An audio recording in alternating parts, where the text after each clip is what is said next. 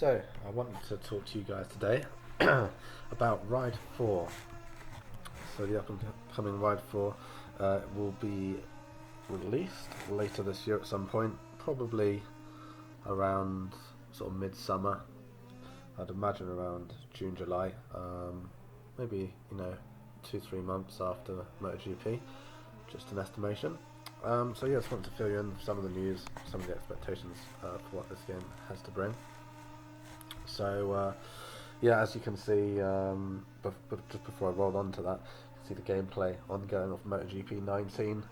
There are many moments where I'm crashing, and probably not the best racer on the game, but yeah, it's much better than having someone else on there that isn't relevant, so I thought I'd give them the best shot. So yeah, this is actually my first attempt at a gameplay video so far, so yeah, any feedback would be great. Anyway, so let's get into it. So the main bulk of the news, there's been a lot of you guys sending out requests, and Milestone have been heavily active on Instagram, Facebook, and also YouTube as well. From their video, they normally are quite quick to respond, normally within sort of 48 hours, 20 questions. So I've really had a deep dig through all of them just to see what the agenda is, from the little information that we have at the moment. And it appears that this game isn't going to be open world. Something that a lot of you guys have been asking for a while is open world. Something similar to Forza Horizon 4.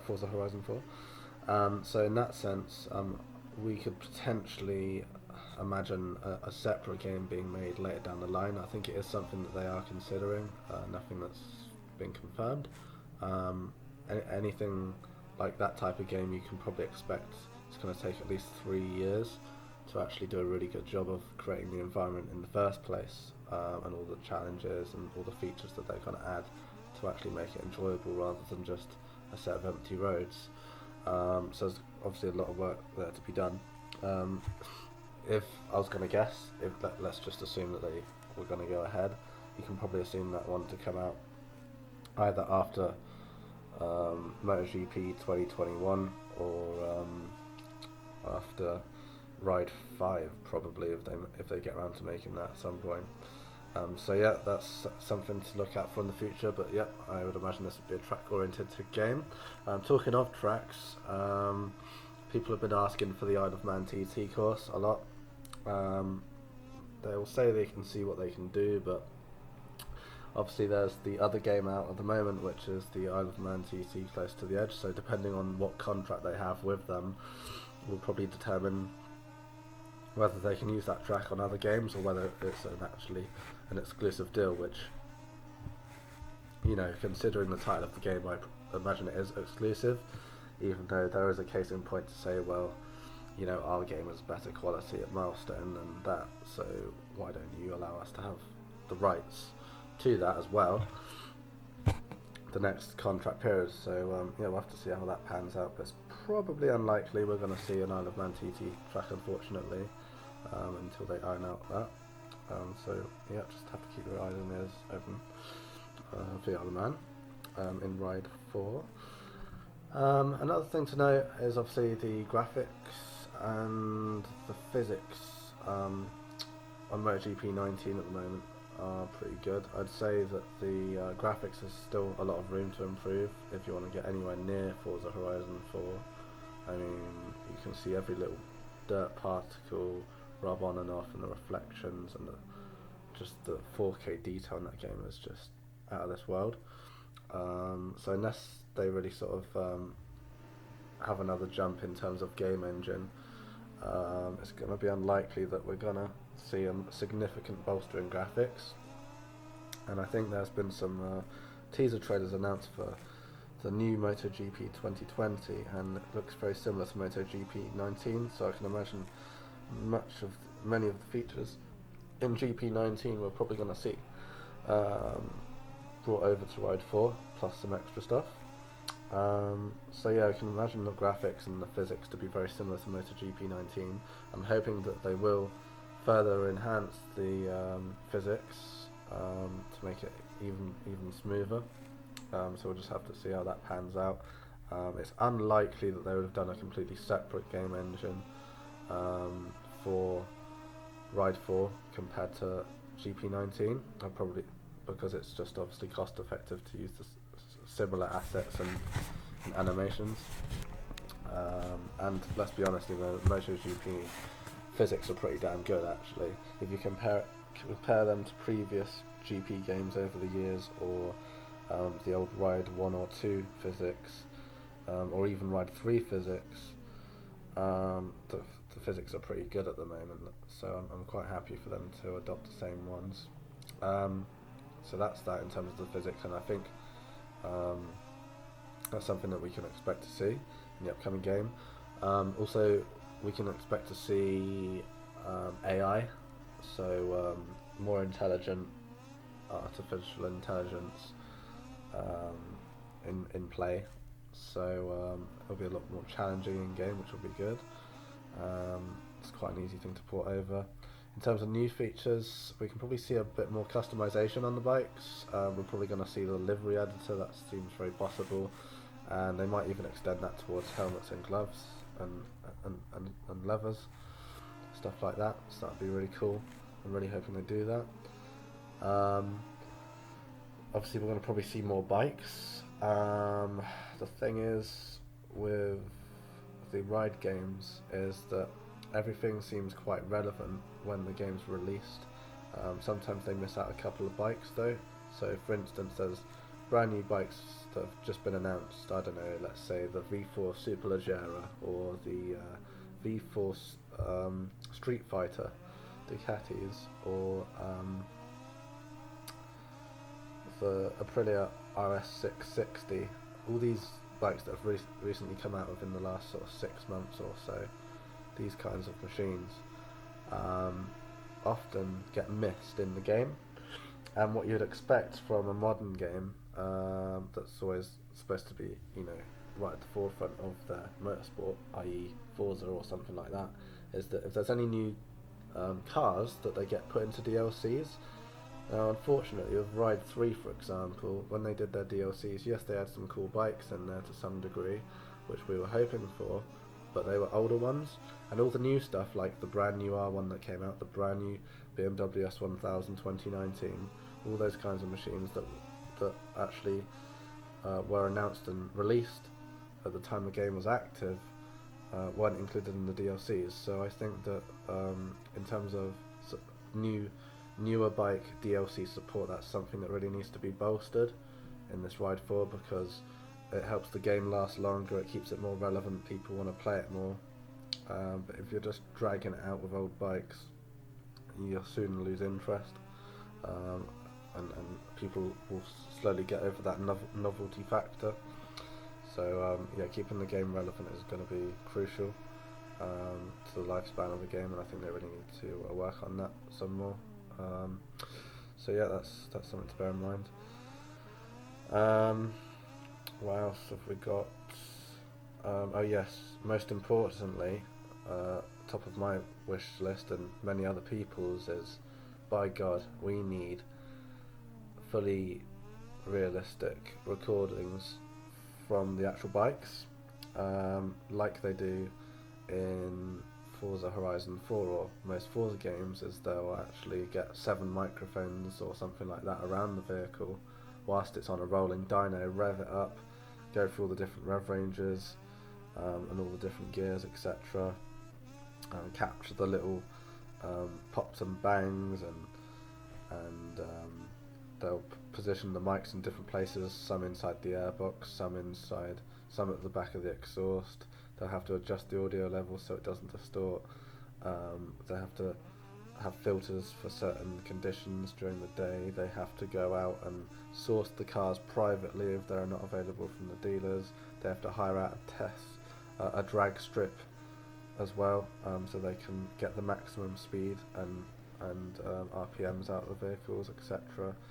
And obviously it can be a very long and challenging process, and you usually need a dedicated team for that, so it demands a lot of resources and technicality behind it. But when you've got the finished article, it's an amazing result, and it really heightens the immersion and realism of the game like nothing else. And there are plenty. If you go on YouTube and look at, um, if you type in something like Forza Horizon 4 audio recording or something like that, you'll see examples and interviews with the devs of how they exactly do it. So it's really good to get some insight if you're interested in the topic. But the point is, it just makes the game feel alive. And unfortunately, although the physics haven't been the worst and they've been acceptable in previous games, for me the audio's just been so bland and boring, and all the engines sound pretty much the same, and it's just like every bike feels very similar and wooden, like they have no character or soul. So it's really important that when you're riding your machine or whatever, you feel like it's the same one that you would have in real life, and it will completely revolutionise the game once they do that. So I think it's something that they've been working on to improve the audio. I don't know if that's a cop out, as in like we're just gonna like do a few tweaks here and there to make it sort of sound better, but not like the real thing, or whether they're actually going to assume full responsibility and do it the proper way, and actually record the real life bikes, because that's the thing that will actually turn this game around. And if you go to games like MotoGP 19, like you can probably hear now, the audio in the game is second to none, and it actually sounds like the real Daytona 765 race bike, as you can probably hear now. It sounds exactly like it. And I've actually got myself a Triumph Daytona 675R 2013 model with the CR Race Fit exhaust on it, and it sounds exactly like the bike you're hearing now on MotoGP. So it's really interesting actually, how close and accurate they can get to it. And I think MotoGP 19 is, and also Horizon 4 are great examples of that. And as for Ride 1, 2 and 3, they seriously need to ditch the fake sounds or the simulated sounds and actually bridge that to the real world now. It's about time. What else is there to discuss? Customization. Maybe we might see things like different aerodynamics on the bikes, different panels we can change. One thing that I think is really important they should have added is the windscreens, because everyone changes their windshield on Super Sports, for instance, to get like a double bubble or a higher windshield, or even change the tint and colour of it to give it a different sort of cosmetic aesthetic appeal, which is pretty cool. So that'd be really, really good to see in the game. And yeah, if they can also make this game really pop in terms of the graphics, because obviously we've got next gen coming, so this game is probably going to be very close, if not on the day that the new consoles release. So we would probably expect to see this game on next gen consoles as well. That'll be the Xbox One Series X and the PlayStation 5, and hopefully the PC as well. So I think that pretty much covers everything for Ride. I did actually speak with one of the devs over Facebook, and they mentioned that they'll pass on the information about the audio recording I sent them, so hopefully they've been putting that to use over the last few months whilst the game is still in development, because it's actually a very critical time at the moment, because it's kind of a good thing that a lot of the details haven't been announced, because that means that they have more time to actually refine things before actually announcing them. The only thing that we know is that they want to make this game really realistic. It is the main message. So the more things they can do to enhance that, like improving the audio and the physics and everything else, the better this game's going to be. So yeah, hopefully we'll get a full-blown trailer or something in maybe sort of 2-3 months. I don't know. I don't want them to rush this game though. I really want them to make it the best possible one, and I really hope it lives up to the plate. I believe that's everything that I can think of at the moment. The other thing is split screen. I remember in Ride 2 they had split screen, and I think Ride 1 as well. And that was really fun when you had a mate over or something, or you wanted to get someone into the whole biking culture. You could sort of have a play around with them. It was really enjoyable. Whereas Ride 3 lacked split screen, which was really disappointing actually. So I really hope that they bring back split screen for Ride 3, sorry, Ride 4, for the new one. And also on the audio side of things, if you could change your exhaust and it also changes the audio of the bike when you do that as well, that'd be really realistic as well. So for instance, if you had a bigger bore exhaust, you'd have a deeper tone, and they could maybe like get sponsored or licensed with the exhaust makers like CR Racefit or Arrow or Akrapovic, Tos, yeah, all those cool names. So yeah, I believe that's it. Feel free to share your thoughts and comments below. Love to hear you know, what you're expecting from the game, and anything, any cool ideas you want to share around, and if there's anything else I might have missed out, feel free to drop below, and then we can discuss. And yeah, just can't wait for this game to come out. I'm pumped, and I will try to keep you guys updated if there's any more news. Thank you very much. Over and out.